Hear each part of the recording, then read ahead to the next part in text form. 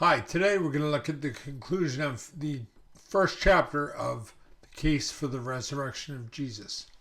Let me sum it up for you.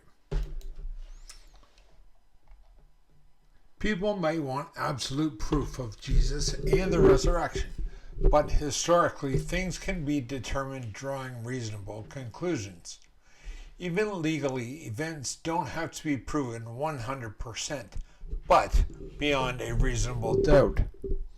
Obviously, there are no recordings or photographs of anyone from antiquity,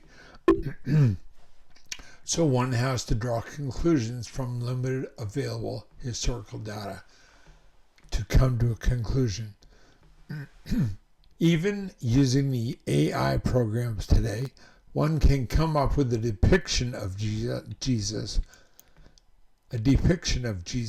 but it would use the available data to come up with that conclusion. Time period, location, clothing, genetics. People in the region give us very similar conclusions.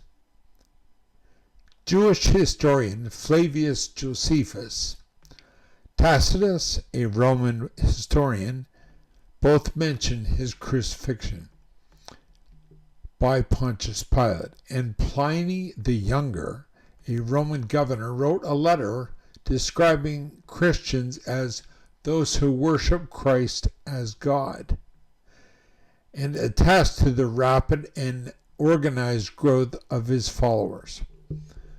The Babylonian Talmud, although not in a positive light, does acknowledge the existence of Jesus. These historians and political figures, even opponents, all agree that Jesus existed, was crucified by Pontius Pilate, and we must conclude that something happened after that crucifixion that caused Pliny to write that his followers were active and organized in the 2nd century. And even Nero blamed the great fire that destroyed Rome in 64 CE, blamed it on the Christians because they would not forsake Jesus, the Christ, and bow down to the Roman gods. So even the Roman public took pity on the Christians because Nero had them tortured, burned alive, and thrown to wild animals. They thought his treatment of them was brutally excessive.